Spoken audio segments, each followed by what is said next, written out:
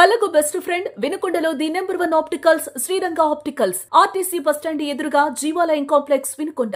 I checkup కోసం ఇప్పుడే Sriranga opticals ని సంప్రదించండి. ప్రజలకు మనం మంచి చేయండి, మంచిగా పథకాలు ఉన్నాయి వాడుకోండి, జనాలు బాగుపడాలి, ప్రజలు బాగుండాలి అనే కార్యక్రమం మనం చెబుతుంటే ప్రజలకు అతను ఏం చెప్తున్నాడు, మన ప్రభుత్వం వచ్చింది, మీరు విరుచుపడండి, కొట్టండి, గొడవ చేయండి, న్యూసెన్స్ చేయండి, నాన్సెన్స్ చేయండి అనేది అలవాటు చేస్తున్నాడు అన్నమాట. జగన్మోహన్ రెడ్డి తత్వం మొదటి నుంచి కూడా ఈ రకంగా అలవాటు చేస్తారు. ఎక్కడ కూడా మంచి చేయాలి, ప్రజలకు మంచి చేయాలి. ఇప్పుడు ప్రభుత్వం మాకు 23 సీట్లు ఇచ్చారు పోయినసారి, మేము 23 మందికి గెలిచాం, దాంట్లో 4 వెళ్ళిపోయారు. మేమేం చేసాం, అసెంబ్లీకి వెళ్ళాము, పోరాడాము, మళ్ళీ మేము చేసిన తప్పుల్ని ఎండగట్టాము, ప్రభుత్వాన్ని అధికారంలో తీసుకొచ్చాం. వాళ్ళు ఏం చేస్తున్నారు, అసెంబ్లీకి రావట్లా, వాళ్ళకి 11 సీట్లు ఇచ్చారు, అసెంబ్లీకి రావట్లా. అసెంబ్లీ ఒక వేదిక, ప్రభుత్వం తప్పులు చేస్తే నిలదీసే వేదిక ఏదంటే ప్రజాస్వామ్యంలో అసెంబ్లీ. నువ్వు అసెంబ్లీకి రానోడివి, నువ్వు మాట్లాడే అర్హత నీకు ఎక్కడున్నాయి?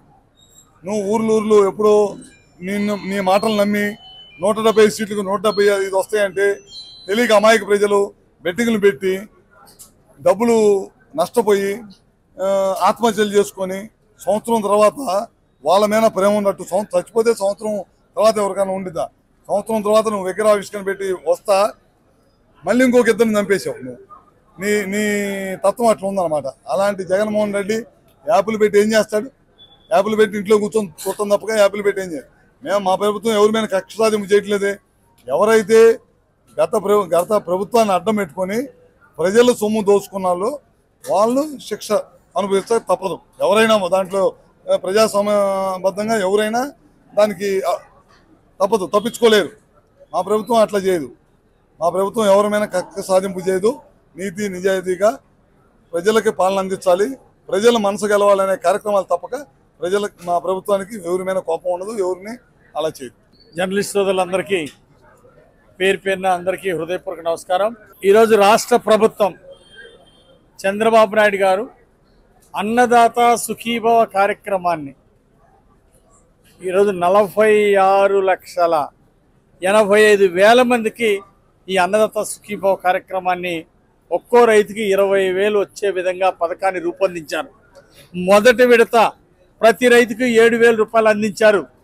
కేంద్ర ప్రభుత్వ సహకారానికి ధన్యవాదాలు. గత ప్రభుత్వం మాట తప్పారు, మడం తిప్పారు. 12,500 రాష్ట్ర ప్రభుత్వం తరఫున ఇస్తామని గత ప్రభుత్వం మోసం చేశారు. కేవలం 7,500 మాత్రమే ఇచ్చారు గత ప్రభుత్వంలో. కానీ ఈరోజు ఎన్డీఏ ప్రభుత్వం చంద్రబాబు గారి నాయకత్వంలో ఒక్కో రైతుకి 14,000 రాష్ట్ర ప్రభుత్వం తరఫున, కేంద్ర ప్రభుత్వం తరఫున 6,000 కలిపి ఈరోజు 20,000 రూపాయలు రైతుకి 3 ఇన్స్టాల్మెంట్లో ఇస్తూ ఉన్నారు. మరి గత ప్రభుత్వం ఎన్నికలకు ముందు ఇచ్చినటువంటి హామీలు మాటలు చెప్పారు, సంక్షేమ పథకాల్లో కోతలు పెట్టారు. రైతులకి మరి మైక్రో న్యూట్రియంట్స్ ఎగ్గొట్టారు. అలాగే సబ్సిడీలో వ్యవసాయ పరికరాలు ఇవ్వలేదు. 5 సంవత్సరాలు రైతులకి తీరని అన్యాయం చేశారు. 1,674 కోట్లు రైతులకి ధాన్యం కొన్నాళ్ళకి అప్పులు పెడితే గత ప్రభుత్వం, ఈరోజు చంద్రబాబు గారు ప్రభుత్వం వచ్చినాక ఆ రైతులకి బకాయిలు తీసి ఆదుకుంది. ఈరోజు పంట బీమా చెల్లిస్తూ ఉంది. ఈరోజు ఎన్డీఏ ప్రభుత్వం ఈరోజు హార్టికల్చర్ హబ్గా తయారు చేయడానికి ఈరోజు ప్రభుత్వం అన్ని విధాల ప్రోత్సహిస్తుంది. 90% సబ్సిడీతో డ్రిప్ ఇస్తూ ఉంది రైతుల కోసం. సోలార్ పవర్ సెట్లు రాష్ట్రంలో దేశంలో మిన్నగా పల్నాడు జిల్లాని మరి సమీక్ష కృషితోటి ఇన్ఛార్జి మంత్రి గారు రవికుమార్ గారు అందరి సహకారంతో పల్నాడు రైతుల్ని అభివృద్ధిలో ముందుంచుతాం, హార్టికల్చర్ పంటల్లో ముందుకెళ్తామని ఈ సందర్భంగా తెలియజేస్తున్నా. ఈ కార్యక్రమంలో పాల్గొన్న రైతు సోదరులందరికీ పేరుపైన హృదయపూర్వక నమస్కారాలు, ధన్యవాదాలు.